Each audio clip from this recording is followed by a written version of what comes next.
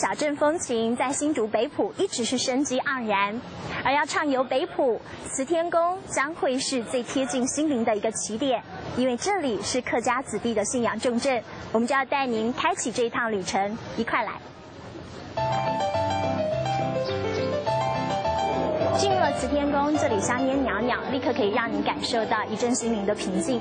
不过进入了慈天宫，除了祈求观音的保佑之外，当然得要了解这里的特殊聚落。我们今天邀请到了北埔大林村的温德全村长来带我们一块来介绍。您好。好，那如何从它的外观可以看得出我们这个是客家的建筑呢？这是代表性的，这是我们是属于双堂两横式的一个建筑啊。和一般客家庙宇主事三山国王不同，慈天宫正殿里是江秀然家族从惠州迎请来的观音神像坐镇，也成了凯垦先祖的心灵寄托。清代道光之后，历经4次的改建，175年历史的慈天宫至今香火鼎盛。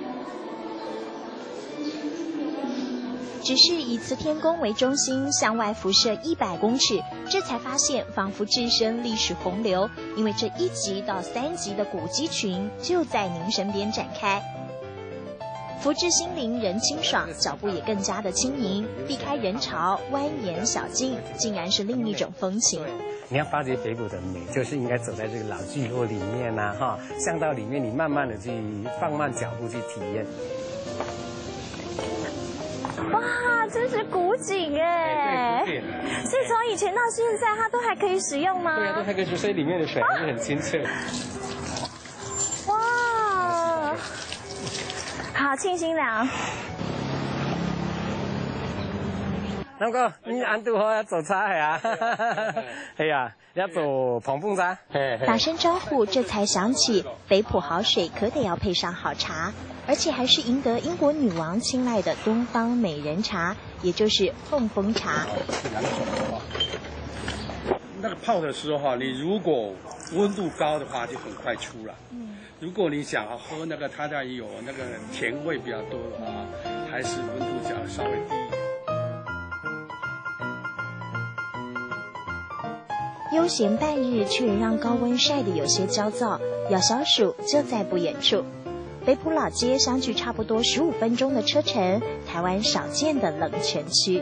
现在我们来到这边，就是北埔呢夏季最多游客喜欢来的北埔冷泉。现在看到蓝沙坝那边不有名的冷泉是我们山脚下那一个冷泉，那才是真正的冷泉。圈里面才是真正的冷泉。对对对。现在就去看看。好，那我们先过去逛一逛哦。很多游客来到北埔说到冷泉玩水，结果他们真正没有到这边来玩，反而在那边玩了溪水。这是在地人对，所以这是真正的冷泉池。对，虽然是一样是冷泉，但是我们这边的水质跟宜兰苏澳的冷泉是完全不一样。因为我们这边呢是含这个硫磺，碳酸比较重，所以呢我们闻起来这个水会有点硫磺的味道。对呀，亲近冷泉，通体舒畅，好茶回甘也还余韵犹存。而客家先祖开拓的足迹，更丰富了北埔人文。谁说北埔只有老街吸引人呢？带着冷泉的清凉，回味碰风茶的甘甜，感受着慈天宫里妈祖的慈悲。新竹北埔的风情，让我遇见感动时刻。